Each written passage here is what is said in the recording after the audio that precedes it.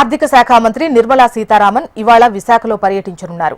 రేపు విశాఖలో నిర్వహించే జీఎస్టీ సంస్కరణలపై జరగనున్న చర్చ కార్యక్రమంలో పాల్గొంటారు. ఆ తర్వాత స్వస్థ్ నారీ సశక్తి సదస్సులో పాల్గొంటారు. సాయంత్రం గ్లోబల్ క్యాపబిలిటీ సెంటర్ సమ్మిట్ కు హాజరవుతారు.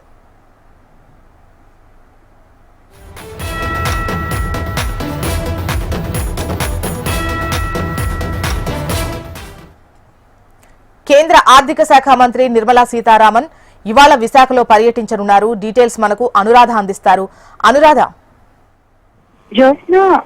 కేంద్ర ఆర్థిక మంత్రి నిర్మలా సీతారామన్ ఈ రోజు సాయంత్రం విశాఖపట్నం చేరుకుంటారు.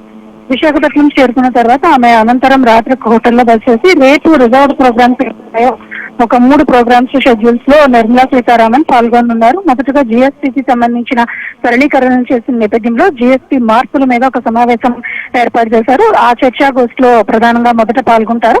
ఆ తర్వాత అనంతరం ఆమె ఏదైతే స్వశక్తి సదస్సులో పాల్గొంటారో ఏరియూ కన్వెన్షన్ సెంటర్ లో ఆ సదస్సు అనంతరం రాడిషన్ బ్లూ హోటల్లో ఏర్పాటు చేసిన ఏదైతే జీసీసీ సమ్మిట్ లో పాల్గొంటారు. గ్లోబల్ సమ్మిట్ లో పాల్గొంటారు. ఆ గ్లోబల్ సమ్మిట్ అనంతరం మళ్ళీ తిరిగి ఇక్కడ విశాఖపట్నం నుంచి తిరుగు ప్రయాణం అవుతారు. దీనికి సంబంధించి ఏర్పాట్లన్నీ కూడా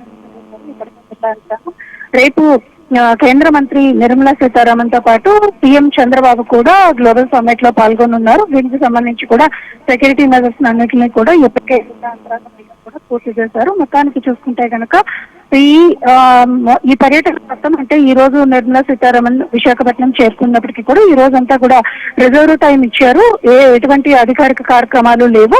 రేపు ఉదయం నుంచి కూడా సాయంత్రం వరకు కూడా పూర్తిగా అధికారిక కార్యక్రమాల్లో ఆమె పాల్గొంటారు. ఆమెతో పాటు గ్లోబల్ సమ్మిట్ లో సీఎం చంద్రబాబు కూడా పాల్గొంటారు. రైట్ అనురాధ.